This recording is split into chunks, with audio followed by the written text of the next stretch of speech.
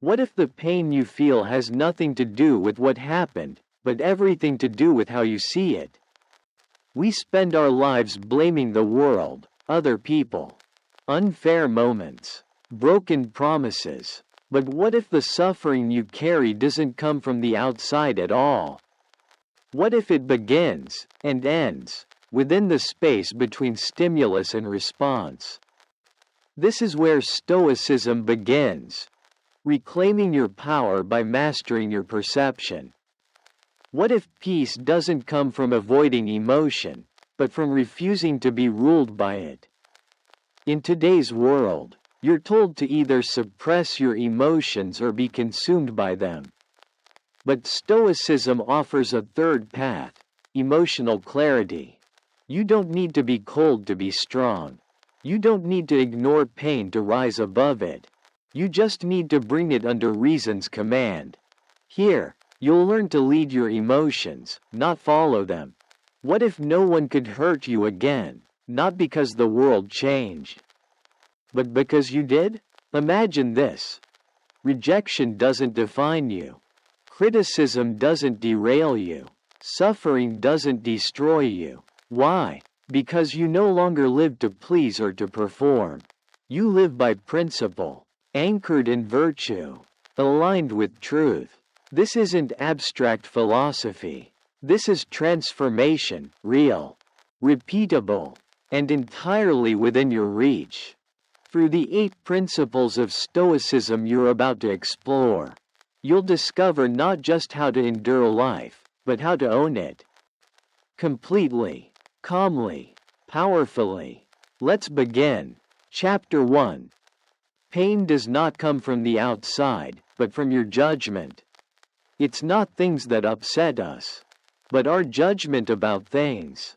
Epictetus. Have you ever wondered why some people crumble under a single harsh word, while others walk through storms untouched? Why does a simple rejection break one person, while another faces betrayal with calm composure? The answer is not in what happens to us. It's in how we perceive it. Stoic philosophy teaches a radical but liberating truth. You are not hurt by events, but by your judgment of them. It's not the insult that wounds, it's the meaning you assign to that insult. It's not the silence of someone you care about that shatters you.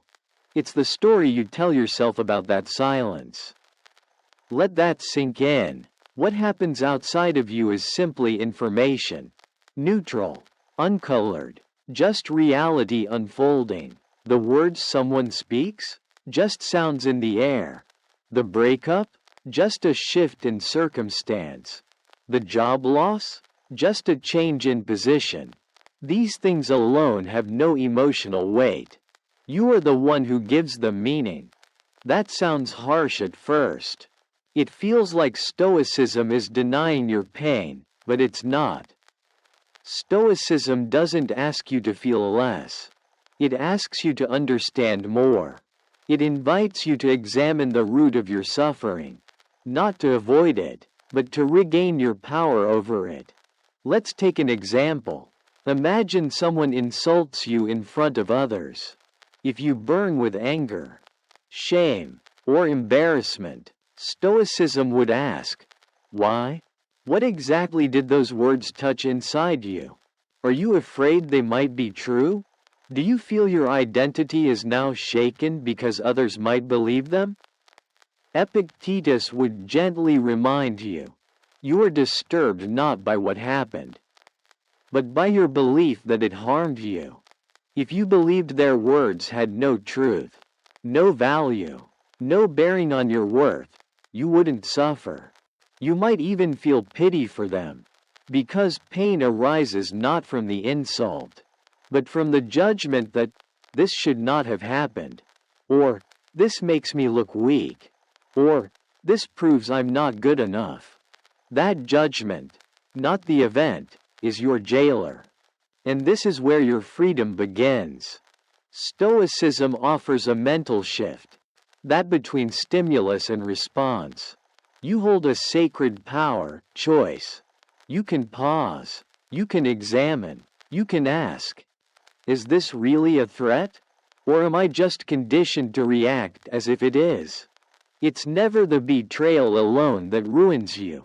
It's the belief that you must never be betrayed. It's not the criticism that stings, it's the idea that you should be perfect.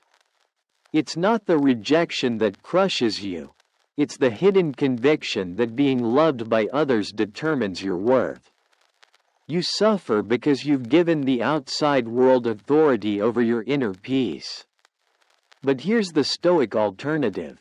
Nothing that comes from the outside, no insult, no failure, no judgment, has the power to disturb you. Unless you permit it, unless you open the door to your inner temple and invite it in. You are the gatekeeper. Now, that doesn't mean we become indifferent or emotionless. Stoicism is not about numbing yourself. It's about understanding emotions so clearly that they no longer control you. When you master the ability to say, "This is just an opinion, not a fact, not a threat," you step into a new realm of strength. Let's go even deeper. If someone yells at you and you feel hurt, Stoicism invites you to ask, what belief did that touch? What part of your ego was wounded? Did you believe they had power over your identity? Most of the time, your suffering isn't caused by the present moment. It's an echo, a wound from the past that never healed. Now inflamed by someone else's behavior. But that wound lives inside you. And until you question your judgments, others will keep reactivating it. That's why Epictetus said, if someone succeeds in provoking you, realize that your mind is complicit in the provocation. It's not blame, it's empowerment. Because if your mind has been complicit, it means it can also choose differently. It means healing is within reach, not by changing others, but by changing the story you tell yourself about what they do. The Stoic knows, the world will do what it does. People will be careless, cruelty will happen, life will bring injustice, but your reaction? That belongs only to you. And in that realization, you become untouchable. So the next time you feel that sting in your chest, pause. Don't react. Don't retreat. Ask. What belief is fueling this pain? Is it rational? Is it helpful? Is it even mine? And then say to yourself, as Marcus Aurelius once did, you have power over your mind, not outside events. Realize this, and you will find strength. Let your power return not through armor, but through awareness, not through resistance, but through re-evaluation. The world can try to shake you, but if your judgment is sound, you will remain standing. This is the Stoic way. This is the way of clarity over chaos. This is how nothing and nobody will ever truly hurt you again. Chapter 2.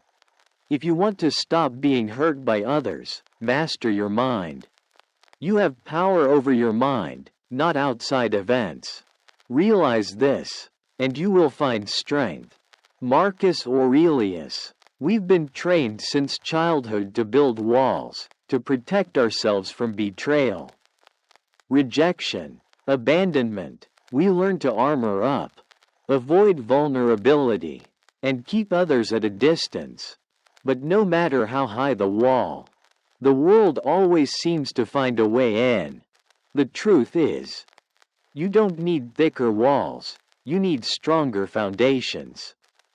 You don't need to block out the world, you need to fortify your mind. This is where Stoicism delivers one of its most powerful and liberating truths. You are not in control of what happens. You are in control of how you interpret it. Think about that. The Stoics divide life into two categories. 1. What you can control. 2. What you cannot. That distinction is everything. You can't control the words others say. but you can control whether you take them personally. You can't control whether someone leaves you, but you can choose how you respond. You can't stop life from throwing chaos your way, but you can decide if you let it consume your peace. The person who does not make this distinction lives in a constant state of tension, always chasing, reacting, defending. They suffer because they keep trying to manage the storm instead of learning to become the calm within it. But the Stoic? The Stoic cultivates inner clarity. They don't depend on the world being fair, or people being kind, or outcomes going as planned. Their serenity comes from knowing exactly where their power ends, and where their freedom begins. Let's pause and ask a simple question. Why do people hurt you? Is it because they have power over you?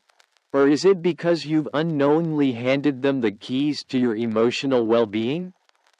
The painful truth is this: most of your suffering is not created by other people. It's created by your belief that their words, their actions, their validation, or lack of it, define your worth. But Marcus Aurelius offers a radical alternative. You are the master of your mind, and no one can enter without your permission. The real battlefield, then, is not out there. It's in here, in the thoughts you accept, the judgments you form, the expectations you cling to. The moment you decide to reclaim authority over your mind, everything changes. Suddenly, that passive-aggressive comment doesn't spiral into self-doubt. That rejection doesn't feel like a personal failure. That betrayal, while painful, no longer destroys your self-respect, because you've moved the source of your power from external approval to internal sovereignty. This isn't easy. It's not about pretending things don't hurt or avoiding emotions. Stoicism isn't suppression, it's examination. It's seeing your emotions clearly, naming them honestly, and then deciding, does this reaction serve me? Is this thought true, or is it just a conditioned response? You don't react, you reflect. You don't resist reality, you align with it. And in doing so, you rise above the chaos. Not because you've escaped the world, but because you've anchored yourself within. This is the Stoics' advantage. They are not unfeeling. They are unshaken. They do not avoid pain, they transmute it. They do not seek to dominate others, they seek to govern themselves. Imagine walking into a storm. The winds howl, the rain stings your face. But instead of flinching, you pause and breathe. The storm is real, but it is outside you. And because your foundation is strong, you remain still within. That is what Marcus Aurelius meant by strength. Not brute force, not resistance, but the calm certainty that nothing can disturb your mind unless you allow it to. And how do you build that kind of strength? You practice. Every day. You pause when triggered. You challenge your beliefs. You let go of what you can't control. And you return, again and again, to what is yours, your reasoned choice. Seneca said, "We suffer more in imagination than in reality." That's because we ruminate, exaggerate, and attach stories to events that could have been neutral. But what if you could drop the story?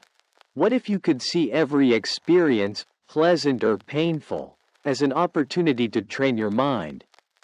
What if every insult became a chance to practice indifference?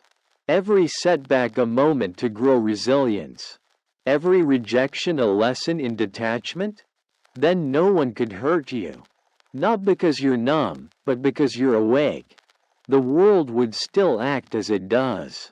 People would still disappoint, criticize, or leave, but your peace would no longer depend on them. You would have returned to your true domain, the mind. So the next time you feel wounded, pause. Don't strike back. Don't spiral. Ask instead, is this within my control? What judgment am I placing on this? Is this a threat, or just a test of my clarity? And then choose, not to protect yourself through defense, but through awareness, because in the end, the greatest fortress is not made of stone or silence. It's made of stillness, of presence, of reasoned understanding, and once you have that, nothing and no one will ever be able to control your peace again. Chapter 3. Don't deny your emotions, but don't serve them either.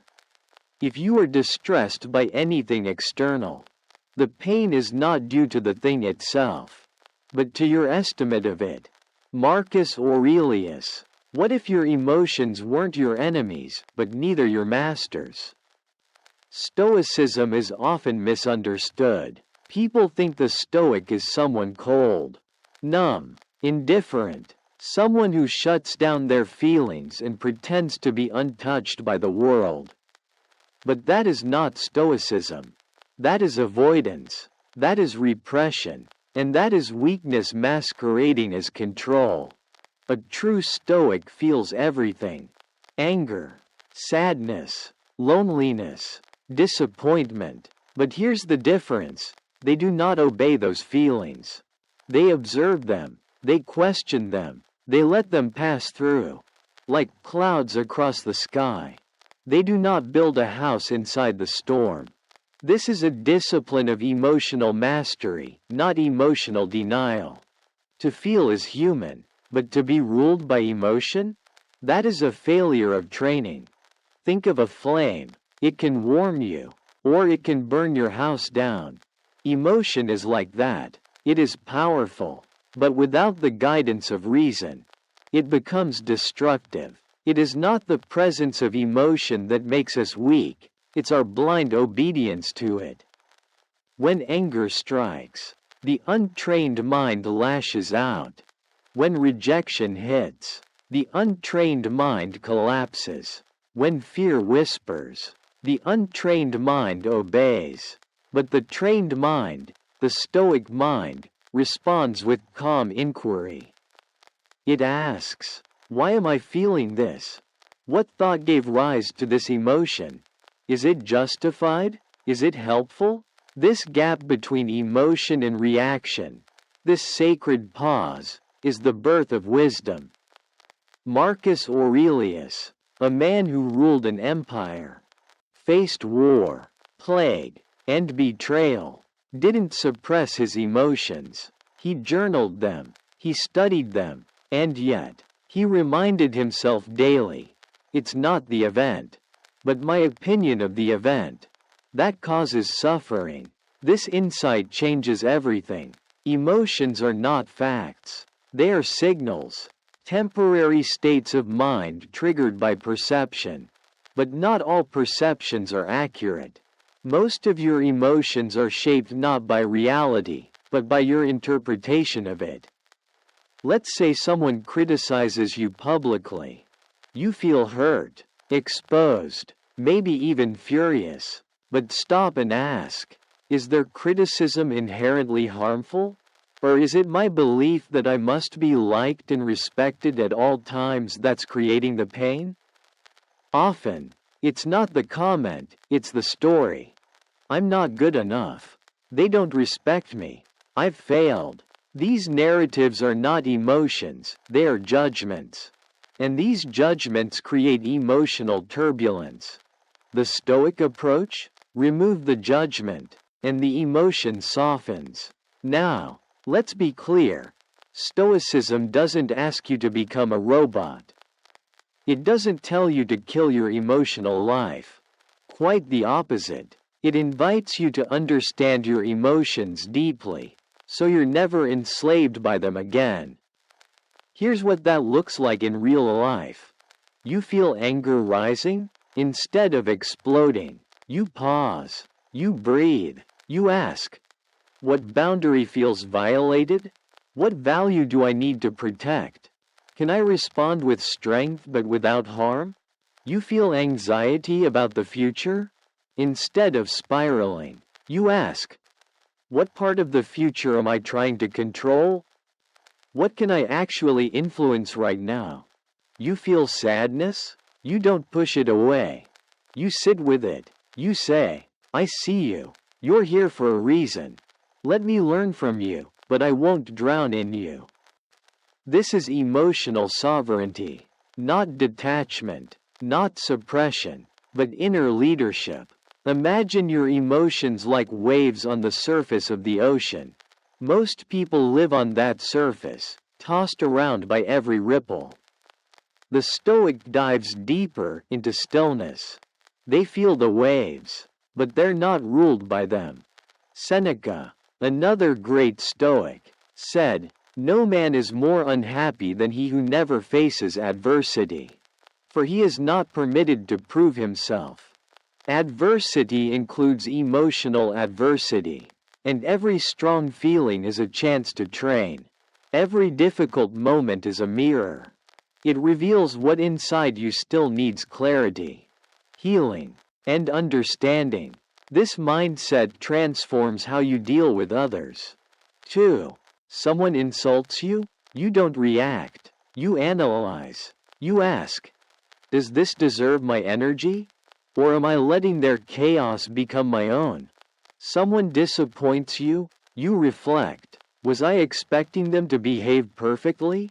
Was that fair to them, or to me? In every case, emotion becomes not a chain, but a teacher, not a threat, but an invitation to grow. And this is the heart of Stoicism. You are not your feelings. You are not your anger. You are not your sadness. You are not your fear. You are the one who sees them. And if you are the observer, then you have power. You have choice. You have strength. So the next time a feeling rises like a tidal wave, remember, you do not have to run. You do not have to serve. You do not have to shut it down. You can simply say, you are allowed to be here, but I will decide what to do next. That is not coldness. That is courage. That is character. That is the Stoic way. Because ultimately, it is not the emotion that defines you. It is your relationship to it. Chapter 4. Jung's Shadow and the Stoic Conflict Between Reason and Instinct. No man is free, who is not master of himself. Epictetus. Carl Jung gave us the powerful image of the shadow, the dark, hidden parts of our psyche that we repress, deny, or ignore. He taught that what we refuse to face within ourselves eventually controls us from the background. And although Stoicism does not use the term shadow, its teachings confront the very same reality, the inner conflict between reason and instinct, between logos and impulse. The Stoics understood this well. What we failed to govern within, we become enslaved by. Our unchecked desires, our fears, our destructive habits, these are our inner tyrants. They wear familiar faces: jealousy, lust, anger, addiction, insecurity. But beneath each is the same enemy, a mind that has lost its seat of command. Jung's shadow is your unexamined side. Epictetus' tyranny is your uncontrolled self. In both cases, freedom begins when you bring these forces into the light of reason. Let's make this real. You tell yourself you are a calm person, but someone cuts you off in traffic, and rage explodes from within. You apologize later, but the truth is clear. You are not in control. That anger was not random. It was lurking within, waiting to erupt, a part of you you've never dealt with. That is your shadow. Or you think you've outgrown insecurity. But when someone questions your abilities at work, you spiral into self-doubt, jealousy, and overcompensation. Why? Because a wound still festers beneath your surface. guiding your behavior more than logic does. That is what the Stoics warn us about. We are not free if we are not conscious of who we are and what governs us. The Stoic doesn't repress his instincts. He disciplines them. He does not kill emotion, he trains it to serve reason. He knows that true danger doesn't come from outside, but from within, from thoughts and drives that have never been examined or elevated by logos. The divine rational principle that Stoics believe resides in every human being. Logos is your higher self. It is the reasoned mind, the moral compass, the inner fire that knows right from wrong, not from impulse, but from wisdom. To be Stoic is to bring every part of yourself under the leadership of Logos. Because the alternative is chaos. If lust drives you, you become a slave to desire. If fear drives you, you will run from truth. If anger drives you, you will burn everything, including yourself. If ego drives you, you will never see clearly. Epictetus said, "No man is free, who is not master of himself." And that mastery begins the moment you stop blaming the world and start confronting what lives inside you. Your shadow is not evil. It is the raw material of transformation. The Stoic path is not to deny it, but to transmute it, to take what is base and raise it toward virtue. Take envy, for example. You feel it when others succeed while you struggle. A Stoic doesn't deny that feeling. He investigates it. He asks, what belief is behind this envy? Do I think I'm less because someone else is more? Am I tied to external validation? He takes that instinct, that emotional chaos, and brings it to Logos. And once it is filtered through reason, it loses its poison. It becomes insight, motivation, humility. This is not repression, it is integration. And here's the truth. The longer you refuse to confront the darker corners of yourself, the more control they gain. Like shadows in a room, they grow bigger when left unseen. Jung said, until you make the unconscious conscious, it will direct your life and you will call it fate.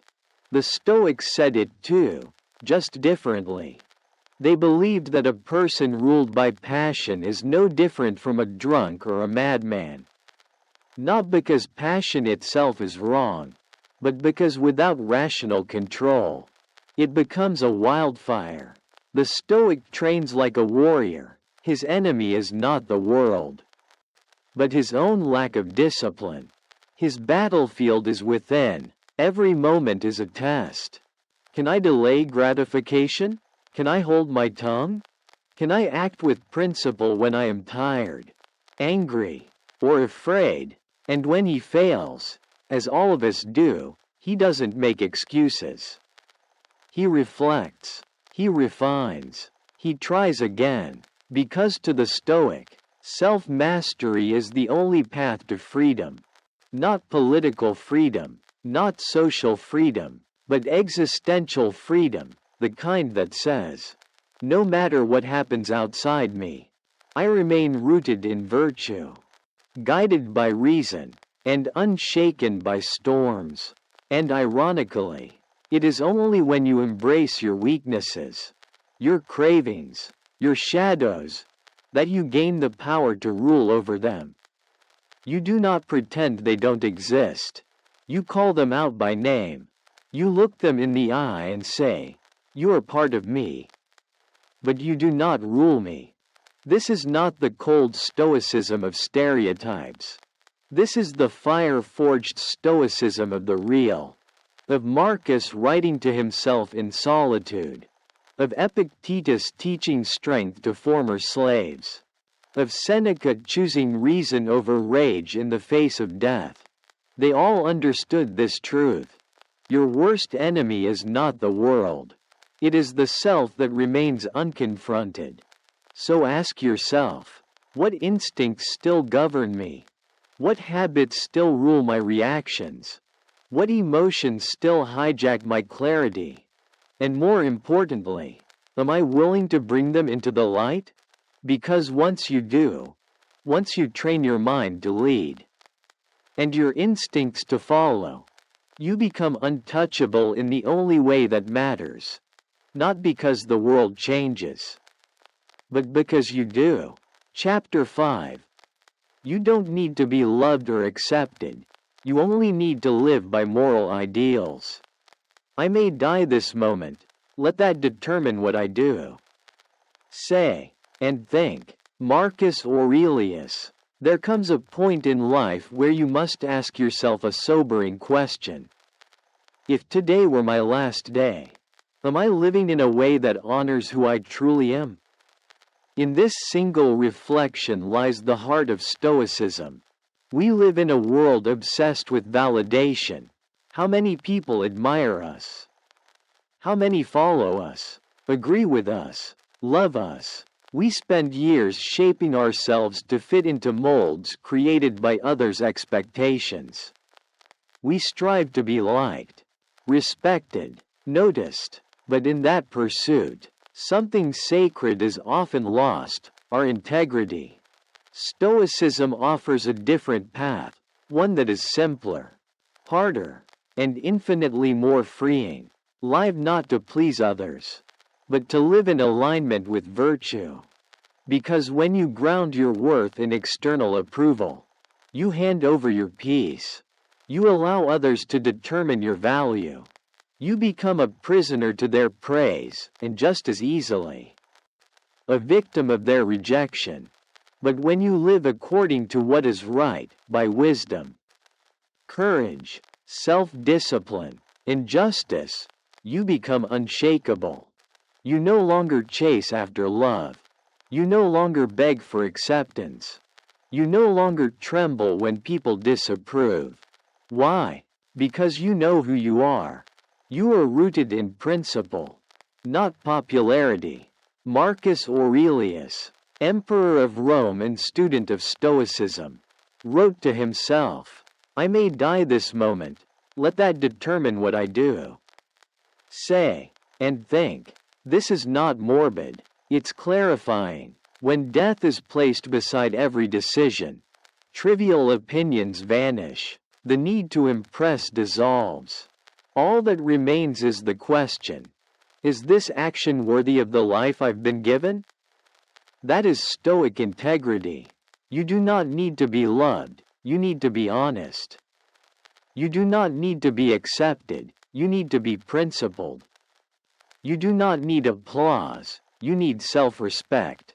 And here is a truth that few dare to accept. No one can take your virtue from you, unless you give it away. They can insult you, but they cannot make you cruel. They can reject you, but they cannot make you bitter. They can betray you, but they cannot make you unjust, unless you allow it.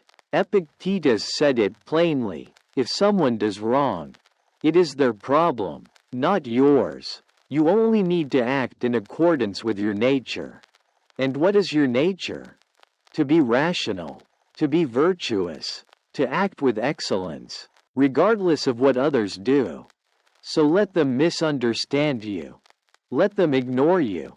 Let them criticize, question, or even condemn. You are not here to win their approval. You are here to win the quiet confidence that comes from doing what is right, even when no one is watching. And that is what makes you untouchable. Not because nothing hurts you, but because nothing can pull you away from your path. You do not bend in the wind of opinion. You do not drown in the flood of judgment. You remain anchored, because your compass is not outside, it's within.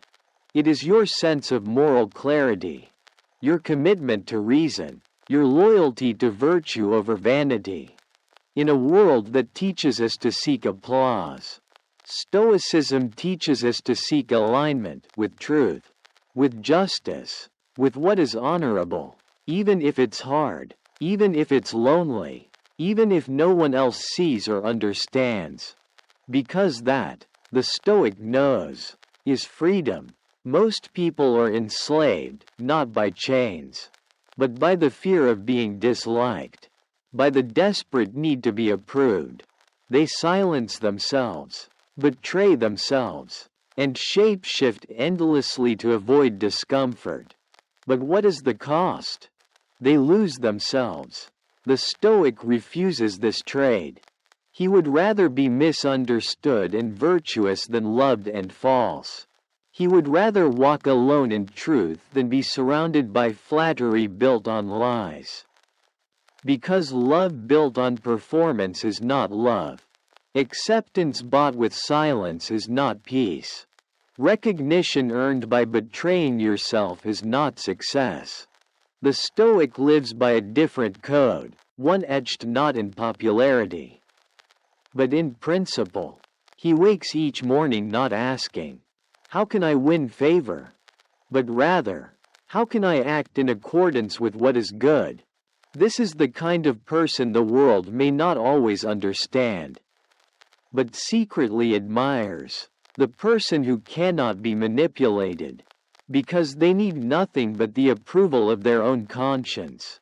The person who cannot be destroyed, because their peace is not built on fragile things. Their power is quiet, their presence is steady, their influence is subtle, but enduring. They may not be the loudest in the room, but they are the strongest, because their strength comes from the only place it ever truly can, from within. So ask yourself, honestly, am I living to be loved, or to be whole? Am I acting from principle, or from fear? If today were my last day, would I be proud of the way I showed up? You don't need the world's validation. You need your own. You don't need to be seen. You need to be clear. You don't need to be liked. You need to be aligned with virtue, with logos, with the part of you that knows what is right and dares to follow it. This is what it means to live with dignity. To be untouched not because you are emotionless, but because you are rooted.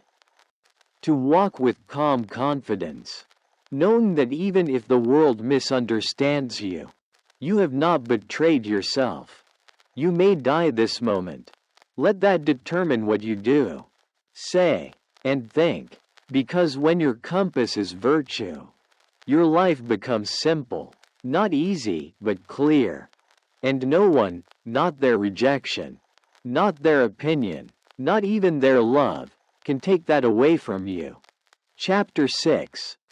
Don't avoid suffering, learn from it. Difficulties strengthen the mind, as labor does the body. Seneca. We are taught to fear suffering, to run from discomfort, to silence pain, avoid failure, and retreat from anything that stings too much or lasts too long. But the Stoics see things differently. For them, pain is not the enemy, it is the instructor. They don't fear hardship, they train with it. They treat it like iron sharpening the edge of the soul. Because to the Stoic, a life without challenge is a life without growth. Seneca, the Roman philosopher and statesman, understood this better than most. His life was riddled with political betrayal, exile, and even a forced death sentence. Yet he wrote, with full conviction, difficulties strengthen the mind, as labor does the body. You don't get stronger by resting. You get stronger by enduring. Muscle is not built by softness, it is built by resistance. And your mind is no different. Most people try to avoid pain at all costs. They distract themselves, escape into pleasure, blame others, hide behind comfort. But every time you run from pain, you run from the very force that's meant to elevate you. Avoidance doesn't make you free. It makes you fragile. Because here's the hard truth. Suffering is inevitable. You will lose people. You will fail. You will be misunderstood, hurt, exhausted, and pushed to your limits. But what happens next? That's where your power lives. The untrained mind says, "Why me?" The stoic mind says, "What is this trying to teach me?" When life hits you, the stoic doesn't ask the universe for easier circumstances. He asks himself for greater clarity, patience, and strength, because every pain is a mirror. Every challenge exposes what is untrained, unprepared, or unrefined within you.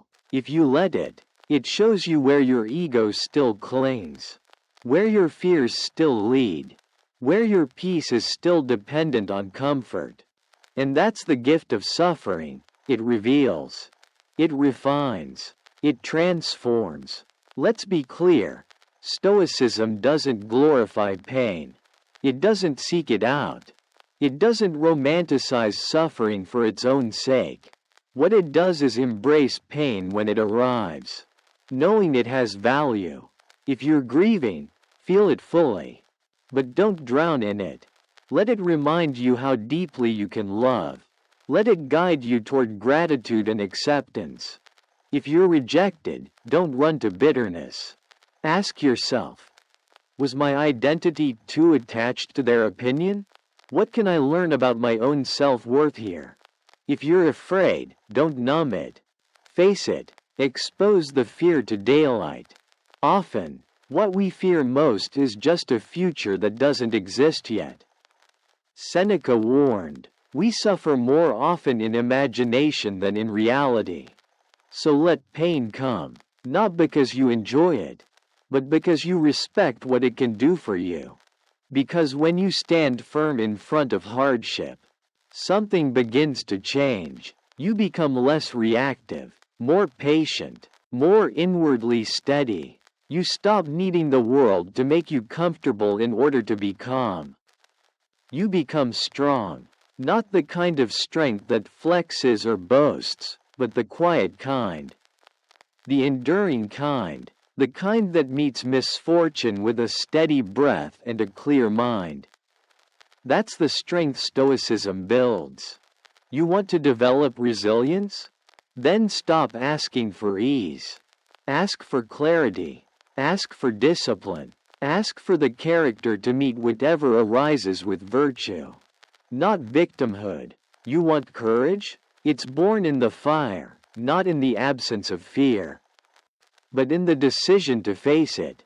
You want peace? It's not found in a perfect world. It's found in your capacity to remain unshaken inside an imperfect one. And this is the Stoic superpower. They do not seek control over the world. They seek control over their response to it. Because that's where true freedom lives. So the next time pain knocks at your door, don't panic. Welcome it in, let it speak. Ask, what are you here to show me? What virtue are you calling forth in me? What weakness are you revealing? And then, train. Train your mind to sit with discomfort. Train your heart to stay open even when it's breaking. Train your body to act with discipline, even when it wants to give up. Every time you do, you grow. Every time you face what others run from, you gain ground that most will never even see. Remember, hardship will visit you whether you're prepared or not. The only question is, will it break you or build you? That depends not on the storm, but on your posture. The Stoic stands tall. He feels, he reflects, he acts calmly, rationally, virtuously, because in the end, suffering is not there to defeat you. It is there to reveal the strength that was always waiting within you. Let the pain shape you. Let the difficulty refine you. Let the hardship teach you how to rise gracefully, powerfully, and without complaint. And when others wonder how you remain so steady while they fall apart, you'll know why. Because you didn't run from suffering. You learned from it, and in doing so, You became unshakable. Chapter 7. Don't live by emotion. Live by principle. First say to yourself what you would be, and then do what you have to do. Epictetus. Most people live like leaves in the wind, blown in every direction by their emotions. Today they feel inspired, so they act. Tomorrow, they feel discouraged, so they quit. One moment they're filled with love, the next, with resentment. Up, down, back, forth, always in motion, rarely in control. But not the Stoic. The Stoic doesn't ask, "How do I feel today?" He asks, "What is the right thing to do today?" Because feelings are fleeting, they rise and fall like tides. But principle is constant, and if you want to build a life of stability, purpose, and strength, you must anchor yourself to virtue, not emotion. This is the Stoic path, and it begins with one question. What kind of person do I choose to be? Epictetus said, first say to yourself what you would be, and then do what you have to do. Not what you feel like doing. Not what others expect of you. What you have to do, to become what you have declared yourself to be. If you say you want to be wise, then your actions must reflect wisdom. If you say you want to be courageous, then act with bravery even when fear is loud. If you say you want to be disciplined, then follow your principles when no one is watching. That is the Stoic difference. They do not wait to feel motivated to act, they act because it is right, regardless of how they feel. And in doing so, they become steady. Look around you. Most of the world is driven by impulse. Someone says something offensive, they lash out. A craving arises, they indulge. A fear appears, they retreat. But what happens when emotion is your master? You become a slave to chance, a puppet of your moods. You cannot be relied upon, even by yourself. One day you chase pleasure. The next you drown in regret. One day you promise discipline. The next you abandon your plans. And you call it being human, but it is not human nature to be inconsistent. It is untrained nature. The Stoic trains. He chooses to live not by how he feels, but by who he chooses to be. And that choice is repeated daily. Moment by moment, in the small decisions. Will I speak with honesty, even when a lie would be easier? Will I remain calm, even when provoked? Will I act justly, even when no one is rewarding me? Because to the Stoic, virtue is not an idea. It is a practice. What does that virtue look like? It looks like wisdom, choosing reason over reaction. Clarity over confusion, courage, doing what's right, even when afraid, temperance, showing restraint when excess tempts, justice, treating others with fairness, regardless of personal gain. These are not ideals to admire. They are standards to live by, and they become your compass, especially when emotions try to pull you off course. Let's be clear. Stoicism does not teach you to suppress your feelings. It teaches you to not be ruled by them. You feel them, yes, but you don't let them steer your life. You use them as signals, not commands. Your anger might signal that a boundary has been crossed, but it does not justify violence. Your fear might point to danger, but it does not justify cowardice. Your sadness might show you a loss, but it does not give you permission to abandon your duties.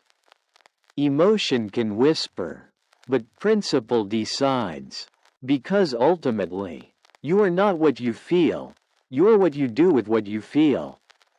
The Stoic understands this deeply. That's why, in the face of failure, he doesn't wallow, he learns. In the face of chaos, He doesn't panic, he focuses. In the face of success, he doesn't grow arrogant, he remains humble. He does this because his anchor is internal, not circumstantial. Imagine a sailor on rough seas. If he tries to steer by following the waves, he will be lost. But if he fixes his eyes on the stars, on something constant, he can navigate through any storm. Your principles are your stars. Your emotions are your waves. So ask yourself honestly, am I living by moods? Or by mission? Do my actions depend on how I feel? Or on what I value? Have I declared who I wish to be? And am I backing that up with discipline?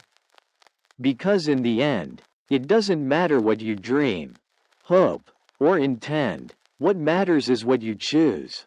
Repeatedly, unwaveringly, especially when it's hard. The Stoic doesn't wait for the perfect mood. He shows up. He acts.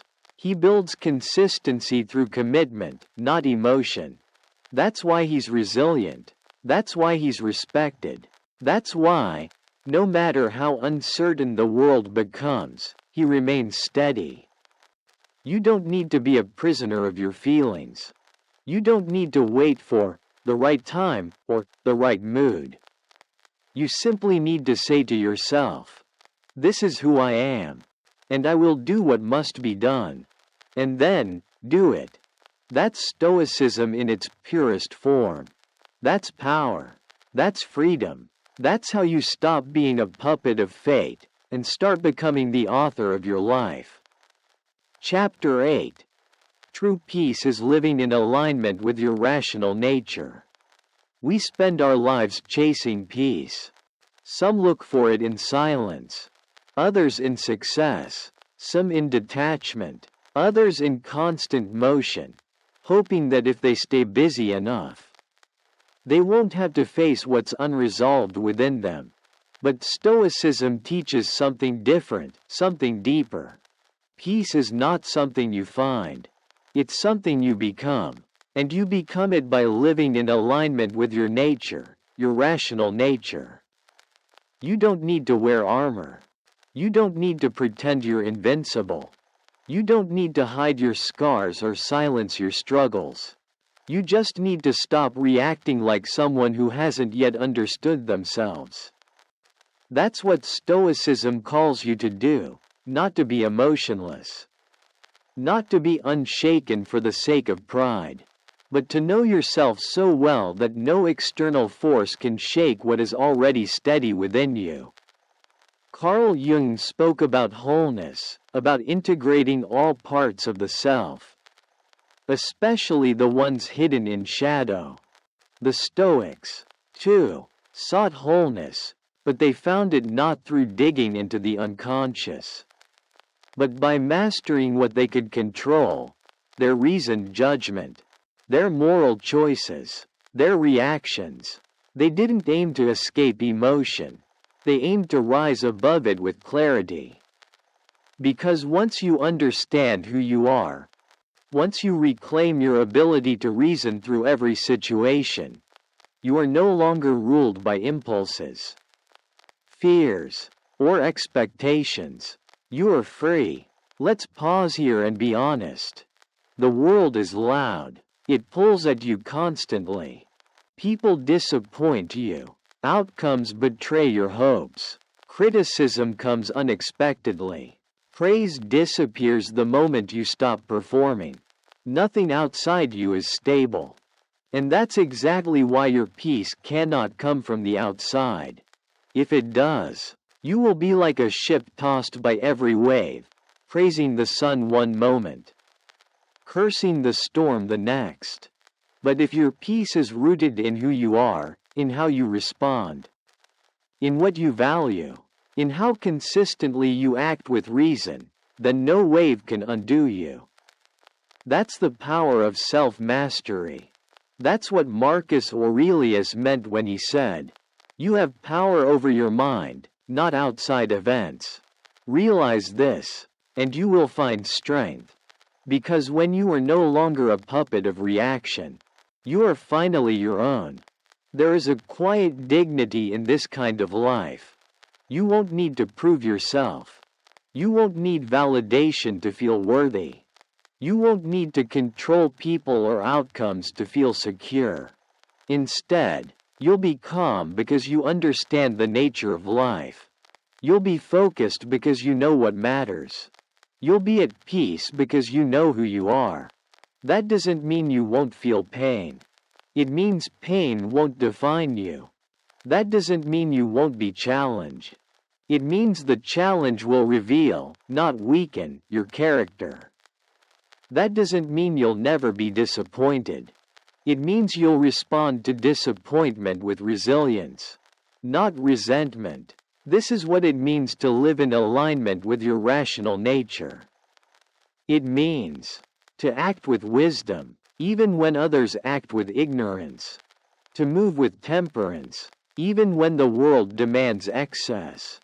To stand with justice, even when it costs you something. To live with courage, even when fear begs you to shrink. Because these virtues are not ideas, they are anchors. They hold you steady. They give shape to your days. They turn chaos into clarity. And once you've committed to living by them, really committed, nothing outside of you holds power anymore. That's why the Stoic becomes unshakable. Not because they harden their hearts, but because their heart beats with conviction. Not because they suppress emotion, but because they govern it. Not because life becomes easy, but because they become strong enough to live well even when it isn't. So no, you don't need armor. You don't need to be untouched.